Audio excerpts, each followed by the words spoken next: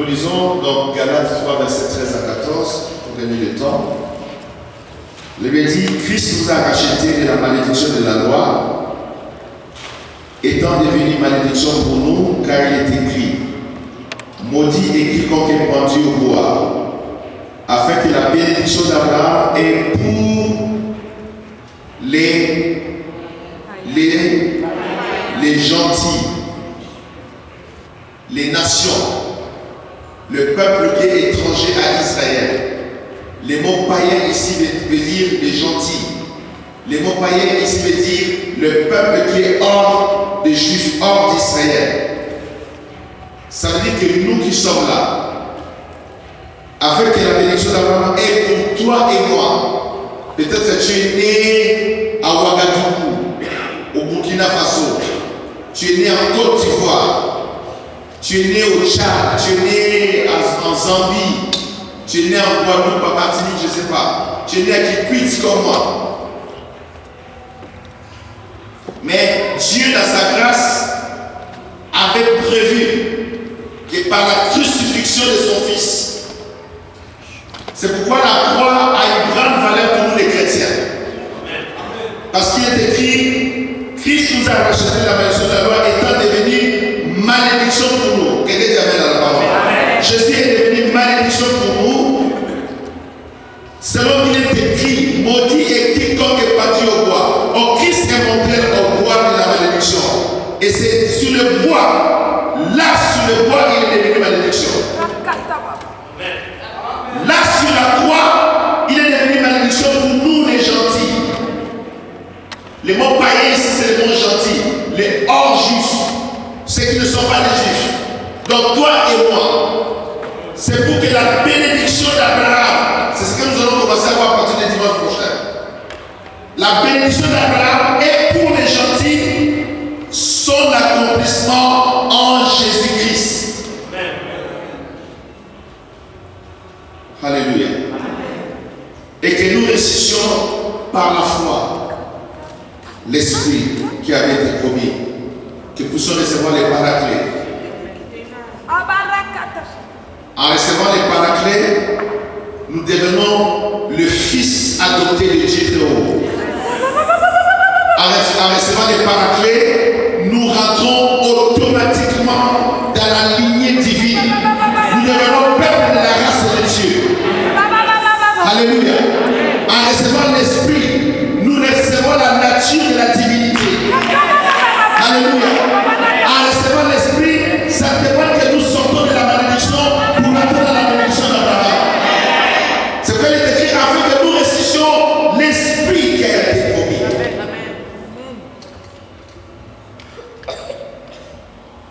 Par la foi, by faith. En fait, restez debout parce que nous allons lire un deuxième texte. J'explique un certain pendant que nous lisons. Quand Joël, le prophète Joël, annonçait l'avènement de l'Esprit, en disant que dans les jours de la fin, Dieu répandra son esprit sur toute chair.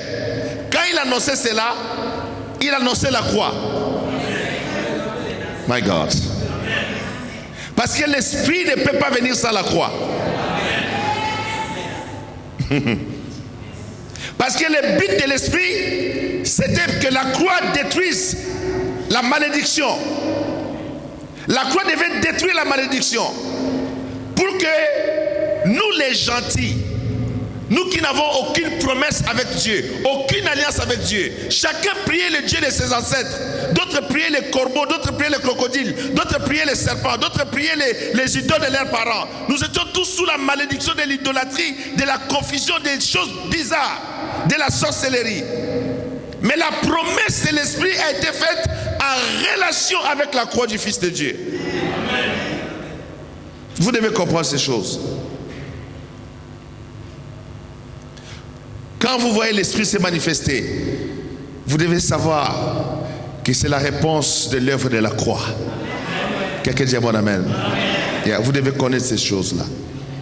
C'est pourquoi aucun homme de Dieu ne peut revendiquer l'Esprit comme étant lui appartenant.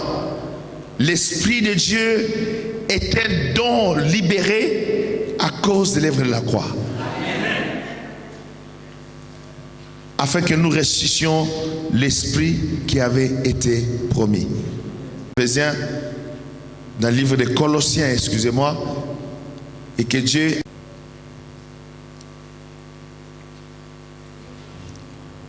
Alléluia. Alléluia. Le but de cet enseignement, c'est de comprendre le plan de Dieu afin de mieux s'attacher à Dieu, aimer Dieu, servir Dieu dans la bénédiction en quittant la malédiction. Quelqu'un dit à moi amen. Allez avec moi dans 1 Samuel chapitre 2, c'est là que je vais commencer. 1 Samuel chapitre 2, versets 12 à 17 d'abord. Nous allons voir un aspect de malédiction et comment ça opérait dans une famille qui est dans l'écriture ici. En tant que des chrétiens, de comprendre, comme je disais tantôt, le plan de Dieu, la volonté de Dieu pour notre vie. Amen.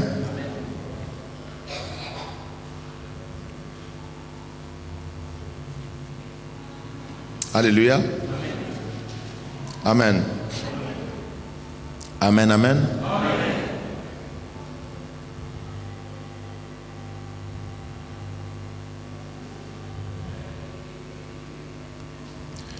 Il y a quelqu'un ici, tu sens ces derniers temps des fortes montées de colère. C'est comme s'il y a une rage de colère qui monte tout le temps dans ton esprit. Tu es prêt à casser tout, à cogner tout, à détruire tout. Une colère forte dans ton âme et dans ton esprit. Tu me verras à la fin, je prierai pour toi. Amen. La colère, c'est un esprit d'échec. Toute colère n'est pas bonne. La colère, c'est un esprit qui te détruit à l'intérieur. Ça te diminue en fait. Il ne faut pas céder à la colère. Il ne faut jamais céder à la colère. La frustration, la colère. Cette colère peut te pousser à faire des choses que tu vas regretter après. Amen. On verra ça à la fin du culte. Nous lisons donc 1 Samuel 2, versets 12 à 17. Les fils d'Élie étaient des hommes pervers. Ils ne connaissaient point l'Éternel. Ce verset parle beaucoup déjà. Ce sont les enfants, les fils d'un sacrificateur que Dieu a établi dans sa maison. Mais la Bible dit que dans la loi sacerdotale pour les sacerdoces d'Aaron, tous les fils des sacrificateurs sont d'office sacrificateurs. Bon, on lit d'abord comme ça, puis on va essayer d'expliquer ces choses. Les fils d'Élie étaient des hommes pervers, ils ne connaissaient point l'Éternel. Et voici quelle était la manière d'agir de ces sacrificateurs à l'égard du peuple. Lorsque quelqu'un offrait un sacrifice, les serviteurs du sacrificateur arrivaient au moment où l'on faisait cuire la chair. Tenant à la main une fourchette à 3 dents, ils piquaient dans la chaudière, dans le chaudron, dans la marmite ou dans les pots. Et tout ce que la fourchette amenait, les sacrificateurs le prenaient pour lui. C'est ainsi qu'ils agissaient à l'égard de tous ceux qu'Israël venait, de tous ceux d'Israël qui venaient là à Silo. Même avant qu'on fît brûler la graisse, les serviteurs du sacrificateur arrivaient et disaient à celui qui offrait les sacrifices: donne pour les sacrificateurs de la chair à rôtir. Il ne recevra de toi point de chair cuite, c'est de la chair crue qu'il veut. Et si l'homme lui disait: quand on aura brûlé la graisse, tu prendras ce qui te plaira, le serviteur répondait: non, tu donneras maintenant, sinon je prends des forces. Ces jeunes gens se rendaient coupables devant l'Éternel d'un grand péché parce qu'ils méprisaient les offrandes de l'Éternel. Quelqu'un dit amen. On va s'asseoir. Seigneur, je te dis merci, je bénis ta parole ce soir. Je prie que le Saint-Esprit m'aide à enseigner cette parole à ton peuple. Ouvre notre esprit et notre intelligence à toi, Éternel. Ondule ma tête et remplis ma bouche, que je sois en simplicité dans ta main à cet instant, au nom de Jésus-Christ. Amen. Alors, ce soir, je vais aborder les genres de malédictions liées au service de Dieu dans la maison de Dieu. Les malédictions qui sont liées au service de Dieu dans la maison de Dieu. Comme nous venons de lire,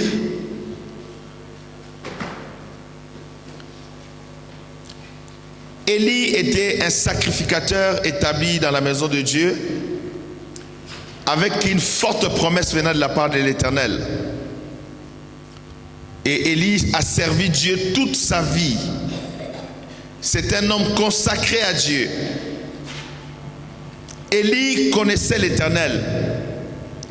Malheureusement, la Bible dit, le fils d'Élie, qui était aussi des sacrificateurs comme lui, comme leur papa, comme j'essaie d'expliquer tantôt que tous les enfants mâles d'un sacrificateur sont automatiquement sacrificateurs. Parce que c'est la famille d'Aaron. Donc Élie ici, il est descendant de la famille d'Aaron. Il est dans les sacerdoces aaroniques. Ça veut dire les sacerdoces d'Aaron. Et ses enfants sont dans l'alliance du sacerdoce avec Dieu. Donc ils servent Dieu selon l'alliance que Dieu a fait avec Israël pour les sacerdoces. Les sacerdoces étant les services que les sacrificateurs rendent à Dieu dans les temples. Maintenant, la Bible dit que ses fils étaient pervers. Il y avait la perversité dans leur comportement. Quand tu es dans la maison de Dieu et que tu deviens pervers, tu rentres dans un domaine très très dangereux qui va déclencher une malédiction que tu ne pourras pas contrôler après. Je dis souvent aux enfants de Dieu, si tu veux être pervers, sois pervers en dehors de la maison de Dieu. Excusez-moi, j'ai la grippe qui me dérange depuis quelques jours là. Ne sois jamais pervers dans la maison du Seigneur. N'amène jamais un comportement de perversité dans la maison où on invoque le nom de l'Éternel, le Dieu Tout-Puissant. Je parle à quelqu'un, dis mon amen. Et deuxième point, la Bible dit que ces fils-là, qui sont des sacrificateurs, ils ne connaissaient point l'Éternel. Donc ils étaient désintéressés à Dieu. Ils n'avaient aucune relation personnelle avec Dieu. Ils n'avaient aucune relation avec l'Éternel. Ils ne craignaient pas l'Éternel. Ils ne cherchaient même pas à connaître l'Éternel. Ils sont nés dans la famille des sacrificateurs. Ils sont sacrificateurs, ils sont là. Mais ils n'ont aucune relation personnelle avec Dieu. Le Dieu d'Israël, le Dieu Tout-Puissant. La raison de beaucoup des problèmes qu'il y a dans l'église, c'est quand quelqu'un commence à servir Dieu sans avoir une relation personnelle avec ce Dieu. Je croyais avoir un amen. Quand quelqu'un commence à servir ce Dieu sans connaître ce Dieu-là. Quand quelqu'un commence à servir ce Dieu sans avoir la crainte de ce Dieu dans son cœur. Il ne connaît pas Dieu, il ne cherche même pas à le connaître, il n'a pas la crainte de Dieu dans son cœur, il fait les choses comme il veut, comme ça lui semble bon. Les deux problèmes majeurs de ces garçons, c'était la perversité et leur indifférence vis-à-vis de ce Dieu qu'ils servaient. Ils méprisaient ce Dieu. La source de beaucoup de problèmes à l'église, c'est ça. Parmi les hommes et parmi les femmes.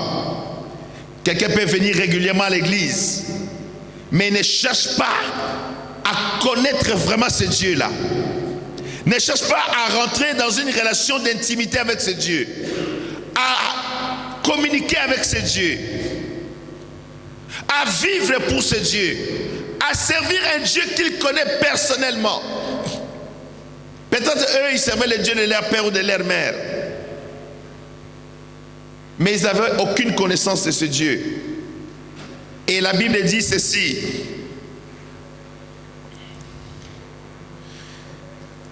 on montre ici d'abord le comportement par rapport aux offrandes qu'on donnait à l'Éternel dans la maison de Dieu. Verset 13, il dit: et voici quelle est la manière d'agir de ces sacrificateurs à l'égard du peuple. À l'égard de qui? À l'égard de qui? Quand tu agis mal vis-à-vis du peuple de Dieu, Dieu te jugera sévèrement. Ce sont les choses sur lesquelles on ne joue pas. Je ne conseille à personne ici dans cette salle qui écoute cet enseignement ce soir, que tu sois serviteur ou pas, servante ou pas, ou bien un serviteur à devenir, de ne jamais jouer avec le peuple de l'Éternel. Je prends le temps de vous enseigner ici, de vous mettre dans des précautions, de vous avertir, de réveiller votre conscience et de vous dire, ces jeunes gens ici, ces sacrificateurs, ils jouaient avec le peuple de Dieu.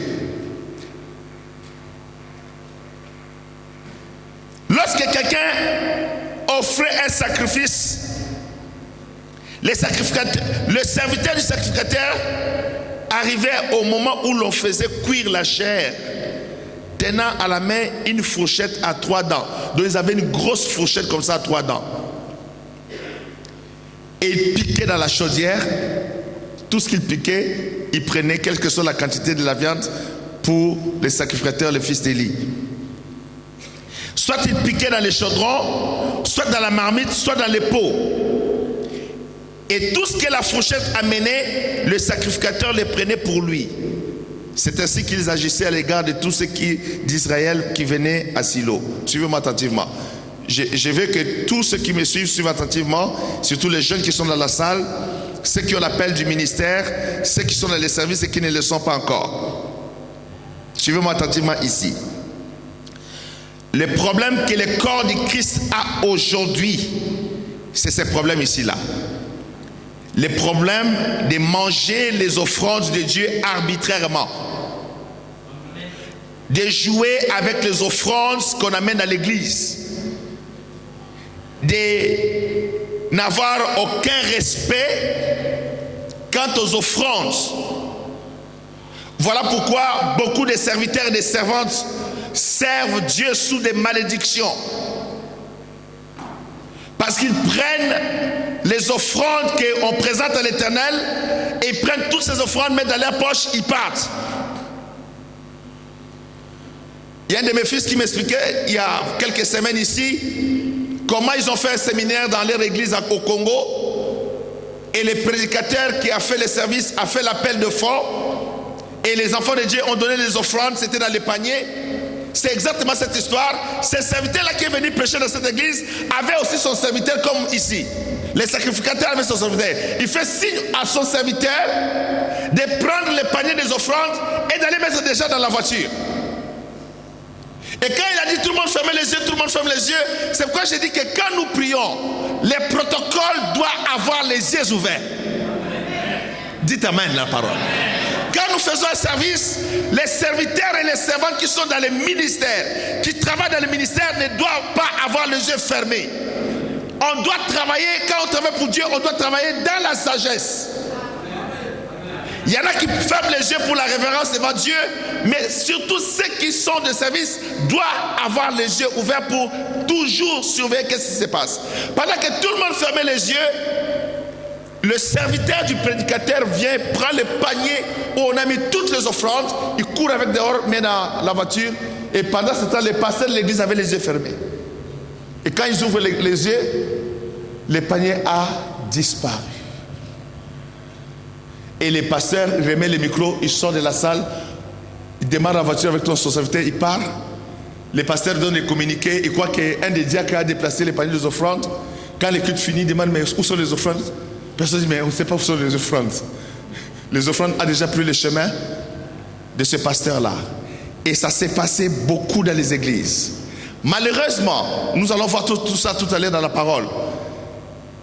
Et je vous enseigne ces choses, pas seulement pour ce séminaire. Ce sont des principes de vie que je vous donne. Les gens qui, avec une fourchette à 3 dents, qui, pendant qu'on présente les offrandes, ils piquent déjà. Ces gens ici, ces sacrificateurs, leur regard n'était pas vers l'Éternel. Ils n'avaient pas des yeux vers Dieu. Que Dieu est capable de te bénir au-delà de ce que tu peux imaginer. Ils étaient attachés à des choses misérables et nous allons voir la suite de ces choses ici-là. Quand tu serviras Dieu, toi qui écoutes ce soir, peut-être tu me verras, peut-être tu ne me verras pas. Ne joue jamais, jamais, jamais avec les offrandes qui se passent à la maison de Dieu. Ne joue jamais avec ça. Ne joue jamais avec les dîmes. Quand faut les passer dans les églises, que toutes les dîmes qui arrivent à l'église, c'est pour lui, il prend toutes les dîmes, met dans sa poche, il part dans la maison, personne n'a le droit de compter. C'est écrit nulle part. C'est vrai que la dîme, il y a une part des serviteurs. C'est écrit, c'est vrai. Mais la manière de le faire, ce n'est pas correct. Je parle à quelqu'un. Il y a une manière qui est faisable, qui est honorable à l'Éternel.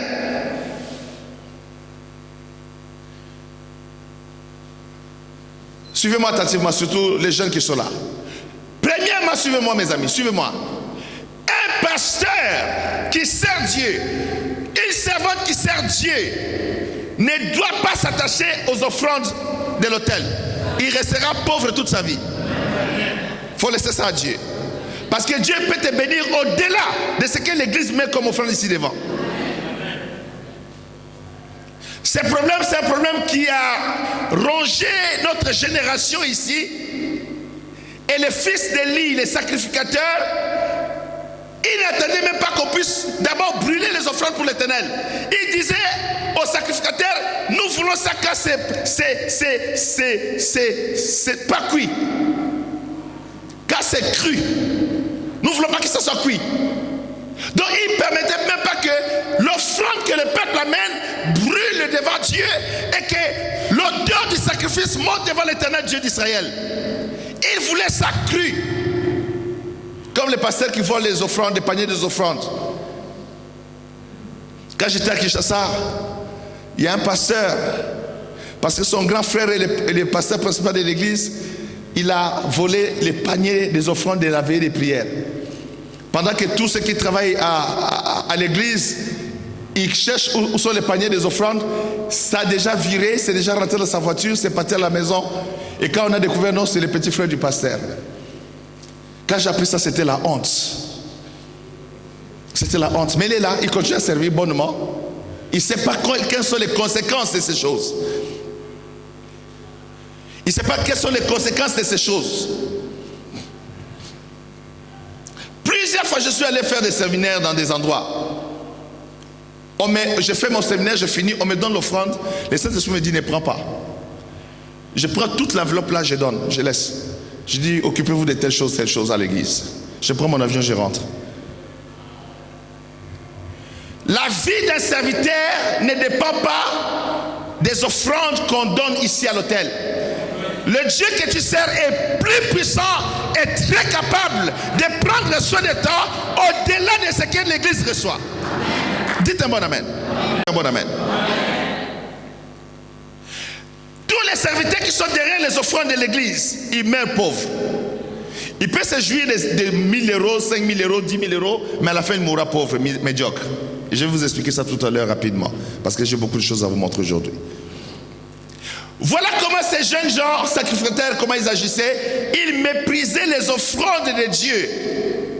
Ils ne permettaient même pas qu'on brûle la viande pour l'Éternel, qu'on sacrifie la viande à l'Éternel par le feu. Ils voulaient prendre la viande crue pour les sacrificateurs. Non, c'est la part du prophète, comme on dit aujourd'hui. C'est la portion du prophète. C'est l'offrande d'abord, le prophète d'abord, il doit d'abord manger. Cette mentalité qui est rentrée dans l'église de Jésus-Christ n'est pas biblique. Je parle à quelqu'un ici là. Ce n'est pas biblique. Ça n'a pas un fondement qui glorifie Dieu.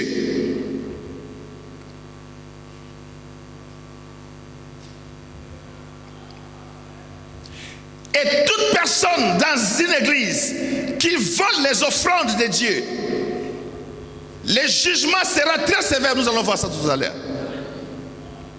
On ne joue pas avec ça. Tu rentres dans une église, tu commences à jouer derrière. Nous allons voir ça. Derrière les hommes de Dieu, tu prends l'argent à gauche, à droite, à gauche, à droite, à gauche, à droite. Tu ne connais pas les conséquences, c'est dramatique. On va voir ça tout à l'heure.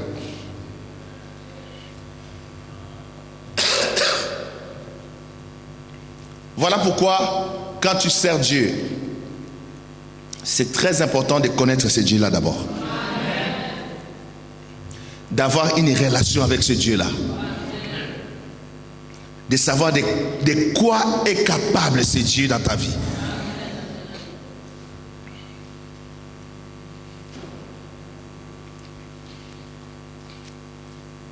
De qu'est-ce que ce Dieu peut faire dans ta vie. Parce que plusieurs méprisent les offrandes de Dieu comme le fils d'Élie. Ils veulent manger d'abord. Pendant que les offrandes sont en train de brûler pour l'Éternel, la fumée est en train de monter pour l'Éternel, ils n'attendent pas, ils amènent la fourchette. Combien de pasteurs aujourd'hui ont cette fourchette-là dans leurs mains? Surtout ici à Paris. La fourchette à 3 dents. C'est écrit dans la Bible, hein? Ils cherchent seulement où mettre leur fourchette. Tout ce qu'ils vont prendre, ça prend, ça rentre.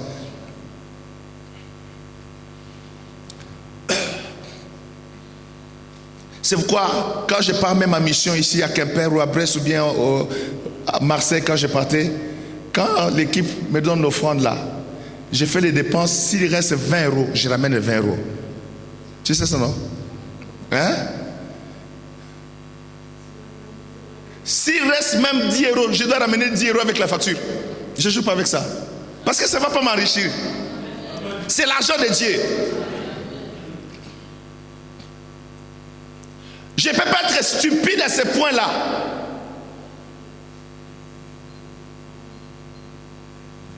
Et tous ceux qui sont appelés à servir Dieu doivent connaître ces choses. Que le Dieu que nous servons, il est capable en un jour de bénir pour toute ta vie en éternité. Tu n'as pas besoin d'être un voleur dans les maisons de Dieu. Tu n'as pas besoin de manipuler les offrandes, de changer des factures, de jouer avec les chiffres, de faire ceci, cela. Non. Ils étaient pervers et regarde leur comportement. Le fils d'Élie. Et la Bible dit ceci. Verset 15. Même avant qu'on fût brûler la graisse, les serviteurs du sacrificateur arrivaient et disaient à celui qui offrait les sacrifices, donne pour les sacrificateurs de la chair à rôtir. Il ne recevra de toi point de chair cuite. C'est de la chair cuite qu'il veut. L'exigence des offrandes pour les services. Suivez-moi. Je parle à beaucoup de mes enfants spirituels qui sont là. Ceux qui exigent l'argent. Je suis serviteur de Dieu, je suis servant de Dieu. Donnez-moi d'abord telle chose. L'exigence qu'on fait là. Dieu juge cela. Tu ne peux pas les servir Dieu et puis exiger de l'argent. Avant de venir adorer Dieu, ils exigent un montant. Moi, pour venir à votre événement, il faut me donner 10 000 $, 10 000 euros. Des fois, je me dis, mais est-ce qu'ils connaissent Dieu? On peut les bénir avec les offrandes. On peut même leur donner plus que ça. Pourquoi ils exigent avant?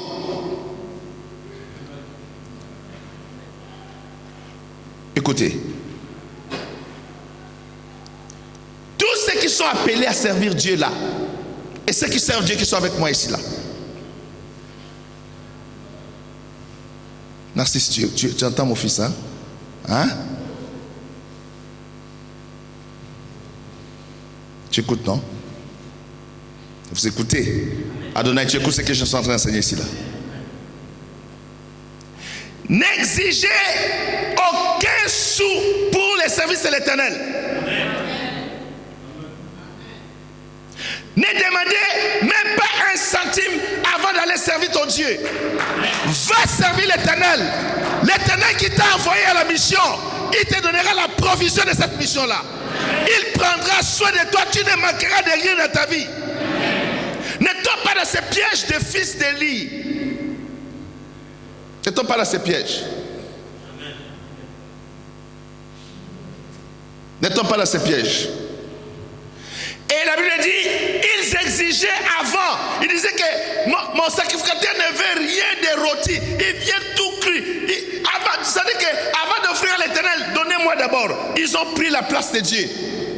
C'est-à-dire que les offrandes qui arrivent pour l'Éternel, il dit que donnez-moi d'abord avant de brûler ça pour l'Éternel. Ils ne savaient pas quelle gravité, quelle abomination ils commettaient devant l'Éternel. Ils exigeaient en fait qu'on leur paye avant. Pourtant toutes ces choses Dieu leur avait déjà donné par alliance. Ils n'avaient pas besoin de se comporter comme ça là. La Bible dit que celui qui sert à l'autel mange à l'autel, mais honore d'abord l'Éternel ton Dieu. Alléluia. Honore d'abord l'Éternel. Honore Jéhovah Yahweh. Et puis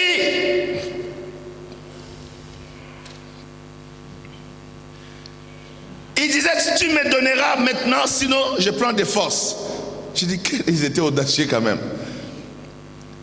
On dit ces jeunes gens se rendaient coupables devant l'Éternel d'un très grand péché parce qu'ils méprisaient les offrandes de l'Éternel. Alors, ces jeunes gens se sont comportés comme ça. Allons rapidement voir quelles étaient les conséquences après. Toujours dans 1 Samuel 2, verset 27. 1 Samuel 2, à partir du verset 27, la Bible dit ceci, jusqu'au verset 36. Un homme de Dieu vint auprès d'Élie et lui dit, ainsi parle l'Éternel. Vous savez, quand tu fais des bêtises, tu fais des troubles, tu ne sais pas que Dieu a des serviteurs cachés partout. Dieu est mystérieux, mes amis.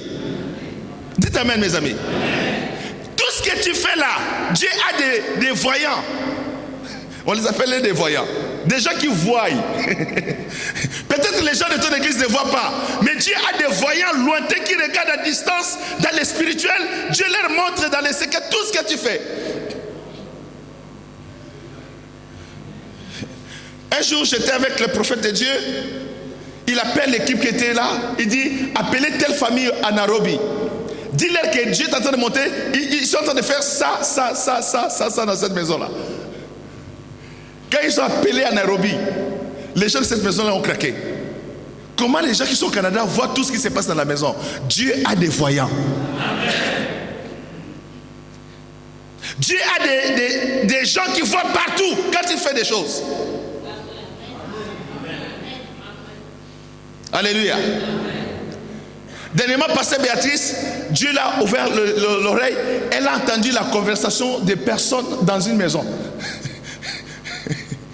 Littéralement, comment les gens sont en train de parler 1, 2, 3, 4.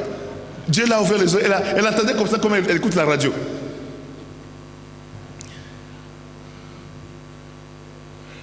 Mouzé Aïdina Abala, Dieu l'a ouvert les oreilles. Il a entendu la conversation d'une réunion de pasteurs qui complotaient contre eux avec leur nom, tous leurs discours dans les détails. Et quand ils ont fini, ils venaient vers Mouzé Aïdina Abala pour lui parler. Mouzé les a arrêtés et dit, toi tu viens de dire ça, toi tu as dit ça, toi tu as dit ça. Ils ont failli fuir ce jour-là. Parce que tout ce qui s'est fait dans le secret, il y a un grand Dieu dans le ciel qui voit toutes ces choses-là. Alléluia. C'est un Dieu puissant. Et ces enfants-là ne savaient pas, parce que la Bible dit qu'ils ne connaissaient pas l'Éternel. S'ils connaissaient l'Éternel, ils n'allaient pas faire ça. Maintenant, Dieu envoie un serviteur de Dieu. Par un homme comme ça, on l'appelle un homme de Dieu. On n'a même pas donné son nom. Qu'est-ce qu'il dit? Il vint auprès de lui et lui dit, ainsi parle l'Éternel, ne me suis-je pas révélé à la maison de ton père lorsqu'il était en Égypte dans la maison de Pharaon? Je l'ai choisi parmi toutes les tribus d'Israël pour être à mon service dans les sacerdoces pour monter à mon autel, pour brûler les parfums, pour porter l'effort devant moi. Et j'ai donné à la maison de ton père tous les sacrifices consumés par le feu et offerts par les enfants d'Israël. Ce que Dieu leur avait donné, c'était les sacrifices consumés par le feu. Les fils d'Élie ne voulaient pas que ça soit consumé par le feu, et ils voulaient que ça soit cru. Il y a mon bêche. Ils voulaient que ça soit cru. C'est-à-dire, la conférence n'a pas encore lieu, mais on t'a déjà payé tout l'argent de la conférence, quoi. Ça a atteint un sommet. Quand nous sommes allés au Pérou, les bishops du Pérou sont venus nous voir en disant que non, ils avaient invité un grand pasteur américain. Il a dit avant qu'il soit là, qu'on dépose à peu près $100,000 américains dans son compte et qu'il paie déjà en avance les parkings pour son jet privé, pour tous les jours que son jet privé va rester à l'aéroport de Pérou, de Lima. Et il doit être dans un hôtel 5 étoiles. Il faut qu'il y ait le sauna, il faut qu'il y ait la salle de gymnastique, il faut qu'il y ait un restaurant de telle manière. Il a fait tout. Dieu dit, je peux te donner ça, mais attends que les sacrifices soient d'abord brûlés à l'Éternel Dieu d'Israël. Et l'homme de Dieu qui vient et parle à Élie, il lui dit, pourquoi, verset 29, foulez-vous aux pieds mes sacrifices et mes offrandes que j'ai ordonné de faire dans ma demeure? Et d'où vient que tu honores tes fils plus que moi? Parce que les sacrificateurs, le père, il n'était pas rigoureux avec les enfants. Il ne corrigeait pas les enfants. Voilà, quand vous êtes dans l'église, quand vous avez un pasteur qui ne vous corrige pas, c'est un danger pour vous. Et après, ça devient un danger pour le pasteur lui-même. Vous devez accepter d'avoir un père spirituel, une mère spirituelle qui peut dire, Sarah, attention, là tu vas mal, reviens ici. Et Sarah dit, ah, ça c'est mon papa, je reviens à la maison. Dites amen, mes amis. Sandra ne va pas là-bas, ma fille, elle revient ici. Et Sandra dit, je reviens à la maison, papa, je suis là. Et quand elle obéit, et quand le papa fait ça, il sauve sa fille et il garde l'honneur devant l'Éternel notre Dieu. Quelqu'un dit mon amen. Mais si vous êtes une église où on ne peut jamais réprimander quelqu'un, jamais corriger quelqu'un, jamais ramener quelqu'un sur la voie de Dieu, et le pasteur et vous perdez. Vous perdez. Vous perdez. Regardez maintenant, Dieu envoie un homme de Dieu pour dire à Élie, d'où vient que tu honores tes enfants plus que l'Éternel? Non, c'est mon fils, papa, il faut comprendre seulement, c'est un jeune, il faut le comprendre, laisse-le comme ça. Non.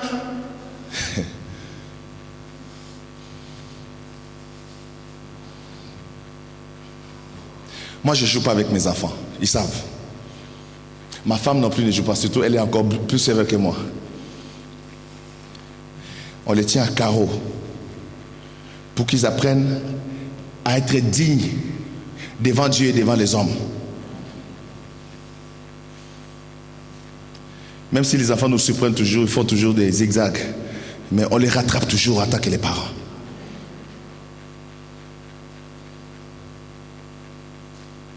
Regardez ceci. Dieu dit,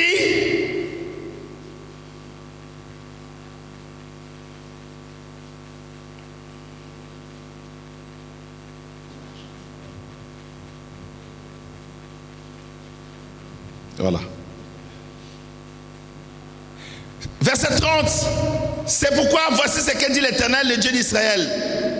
J'avais déclaré que ta maison et la maison de ton père marcheraient devant moi à perpétuité. Et maintenant dit l'Éternel, loin de moi, car j'honorerai celui qui m'honore, mais ceux qui me méprisent seront méprisés. Voici le temps arrive où je retrancherai ton bras et les bras de la maison de ton père, en sorte qu'il n'y aura plus de vieillards dans ta maison. Regardez la malédiction qui commence. Dieu dit, dans cette famille ici-là, il n'y aura plus de vieillards. Tu verras un adversaire dans ma demeure, tandis qu'Israël sera comblé de biens par l'Éternel. Et il n'y aura plus jamais de vieillards dans ta maison.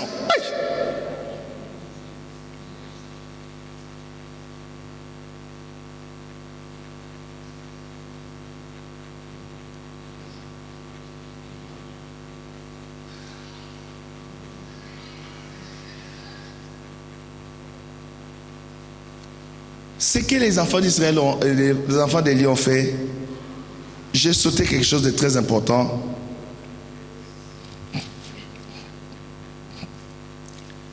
Là, nous sommes toujours au chapitre 2. Lisez les versets 22, avant que je continue.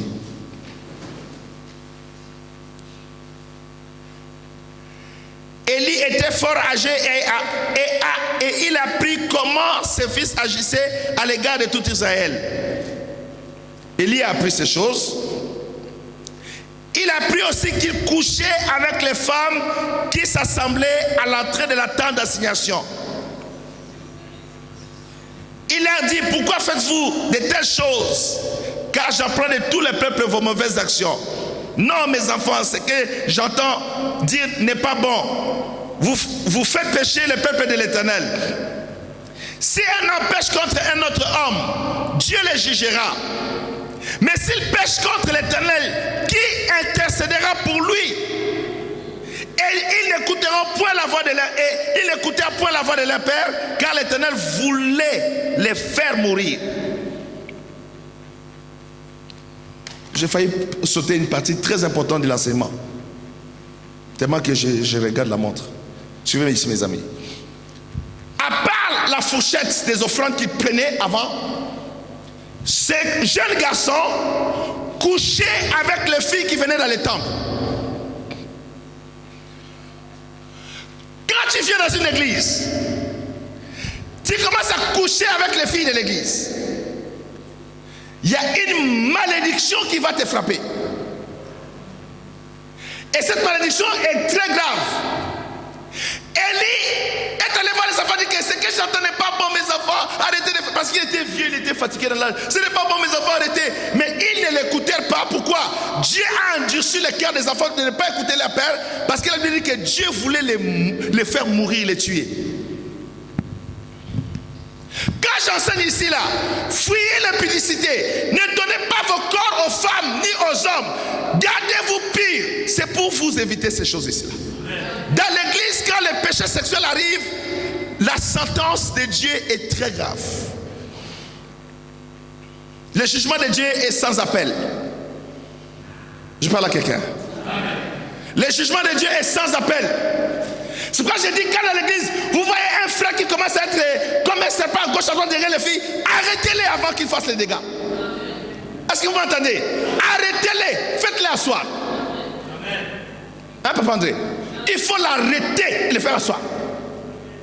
Quand vous voyez une jeune femme, une jeune fille, une maman qui vient derrière un homme, derrière une femme, arrêtez-les. Dites-lui, papa, ici c'est pas comme ça. Dans cette église ici, ces choses-là sont interdites par l'Éternel Dieu d'Israël. Dites amen, mes amis. Les enfants d'Élie, à part qu'ils ont méprisé les offrandes de Dieu, ils étaient pervers. Ils faisaient l'abomination sexuelle dans la maison de Dieu.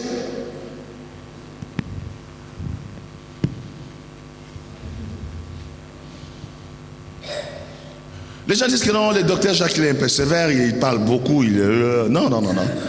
Je lis ma Bible et je connais les conséquences de ce que je lis dans la Bible. Et je ne vais pas être le pasteur d'une église où les gens sont sous la malédiction, sous le jugement de Dieu. Je vais être le pasteur des enfants que je prépare pour rentrer dans le royaume des cieux.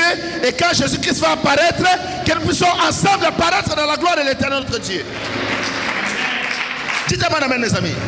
Cette perversion sexuelle, la Bible dit que ça se faisait à la porte de la tente de Silo. Là où on adorait Yahweh, le Dieu d'Abraham, d'Isaac et de Jacob. Les enfants d'Israël, d'Élie, les sacrificateurs, faisaient les rapports sexuels à la porte de l'église, c'est-à-dire dans la maison de Dieu même.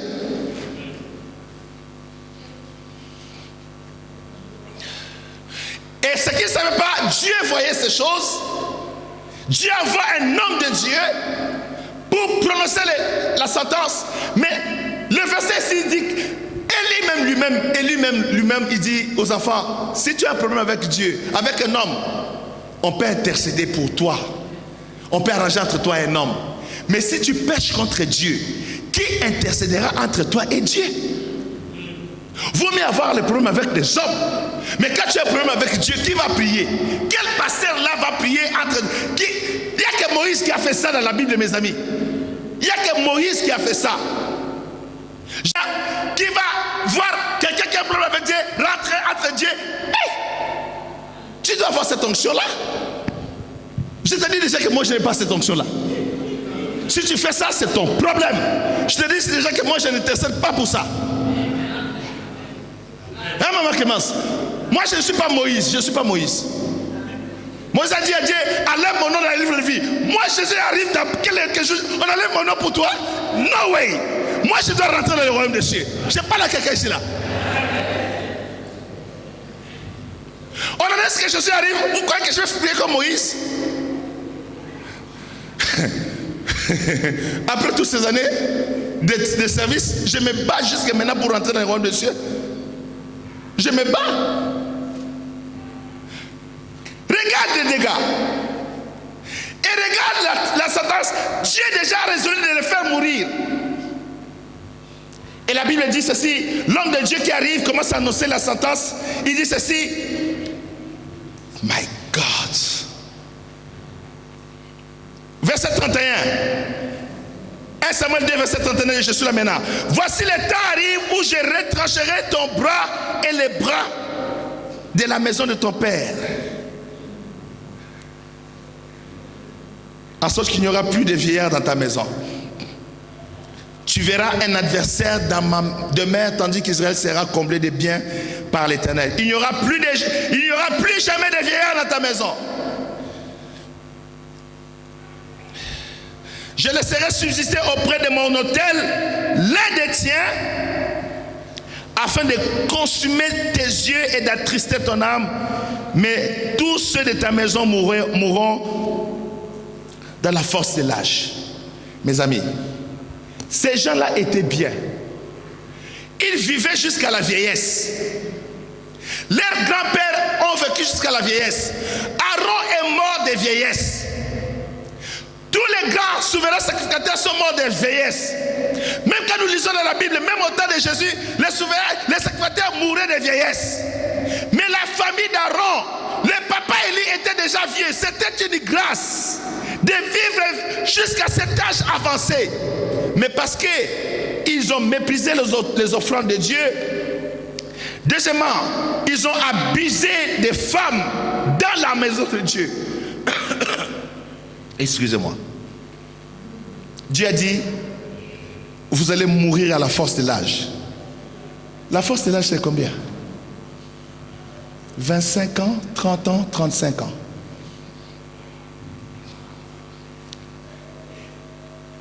La mort prématurée. Suivez attentivement. La malédiction de la mort prématurée est liée au service qu'on fait de manière perverse dans la maison de Dieu. Servir Dieu sans le connaître. Amener l'abomination dans la maison de Dieu. Coucher avec les femmes dans l'église. Abuser les filles de Dieu. Toutes ces choses-là amènent la sentence de la mort. Au lieu que les gens vivent longtemps, Dieu coupe leur vie en deux. C'est fini. Tu vas voir quelqu'un qui était bien en bonne santé et puis il devient malade, et puis pouf, il meurt. On dit, mais il était jeune, mais comment on pleure, et puis après on l'enterre et puis c'est fini. Vous ne savez pas pourquoi. Est-ce que j'enseigne à quelqu'un ces choses? Amen. Ils vont commencer à mourir à force de l'âge. Dieu dit, il n'y aura plus jamais de vieillards dans cette maison. Verset 34. Et tu auras pour signe ce qui arrivera à tes deux fils, Ophni et Phiné. Ils mourront tous les deux le même jour. Comme on a vu, Dieu avait déjà décidé de les tuer. Là maintenant, ce n'est pas un sorcier. Hein? Ce n'est pas un sorcier qui va les tuer. Ce n'est pas un sorcier. Maintenant, c'est Dieu qui use des représailles. C'est Dieu qui use des représailles parce que la gloire de sa maison a été touchée. La personne là a touché à la gloire de Dieu dans la maison de Dieu. Dieu use des représailles. Dieu lui-même décide de les tuer. Et Dieu annonce par l'homme de Dieu que tes deux fils mourront le même jour. 」 « « « « « « « « « « « « « « « « « « « « « « « « « « « « « « « « « « « « « « « « « « « « « « « « « « « « « « « « « Je dis à mes jeunes filles qui sont dans l'église, quand un garçon viendra pour jouer ici, arrêtez-le. Arrêtez-le. Quand il vient pour la perversion sexuelle, arrêtez-le. S'il vient pour le mariage, parlez avec lui. Et le mariage est honorable devant Dieu. L'église, ce n'est pas le monde. Il n'y a pas de rapport sexuel avant le mariage dans l'église de Jésus-Christ. Dites bon amen. Amen. Les frères doivent le connaître, la sœur doit connaître cela.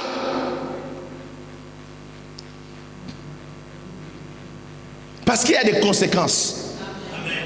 Parce qu'il y a des conséquences. Surtout, vous savez, votre église ici, le Saint-Esprit est là à tous les rendez-vous. Le Saint-Esprit est là, même pendant que je parle, il est là.